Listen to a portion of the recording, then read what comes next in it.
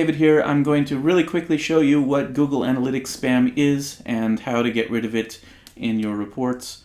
First of all, when you log into Google Analytics, you'll see something like this page. It looks like I've got 189 visitors to this site over the last month, but over half of those are going to be spam. And there's two places that you generally see this.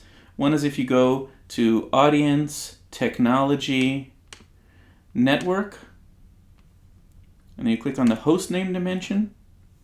You've got 82 people that went to dnos.net and 107 visitors that just sent a note to Google saying that they visited the site, but they didn't actually visit the site, and so the host name is not set. And that's spam. And so the other place that you see this is if you go to source. Let's just look at that. Source and Medium. Yeah.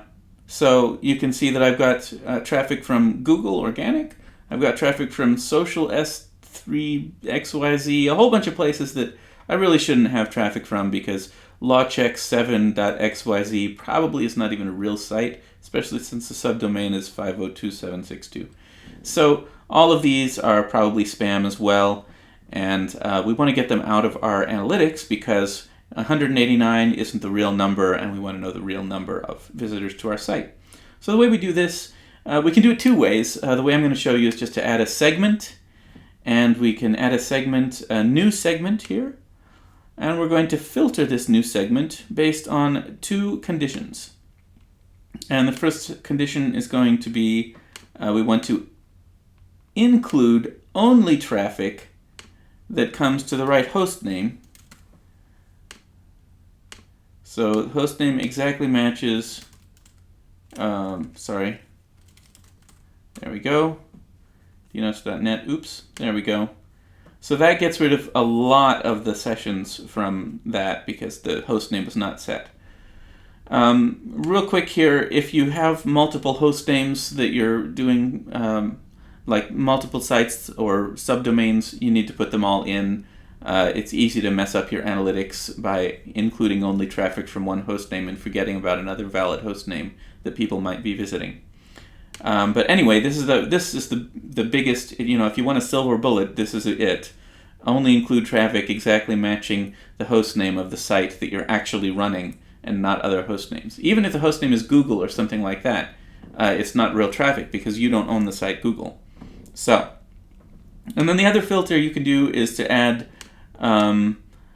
To exclude traffic where the source contains and then XYZ or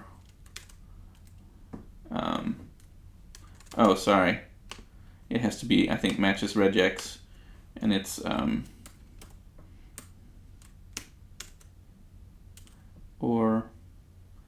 and what was the other one?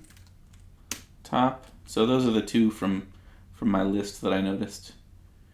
Yeah, so that'll stop the traffic from those other sources as well that are actually visiting your site but are still analytics spam. Don't go to those sites, by the way, because there's no reason for you to go there and try to look up what they're trying to do to you. Who knows, they might be hosting malware or something like that as well, just to get you to click on their links. So anyway, once you have this set up, this segment, you have to specify name, no spam, okay. Once you have the segment set up, it will show up. Now you see there's only a few. I'm going to go back to the initial page. It's only 82 sessions actually, and if I add back the all users segment, you can see what it was originally. That's how many people it showed me originally, but the spam accounts for a lot of that traffic. So when you take that out, then you can see the real numbers that you have, and you don't even have to use the all users anymore. You can also set up a filter in your administration screen to filter out those fake visits, the spam visits. And many people like to do this, but it's always a good idea to keep your original view, and I'll let you look online as a homework assignment for figuring out how to do the filter thing. But this is a non-destructive way. In other words, you're still getting all of your metrics in there, but you're just you're using the segments up here to filter out the ones that are spam. So, yeah, that's how you do it.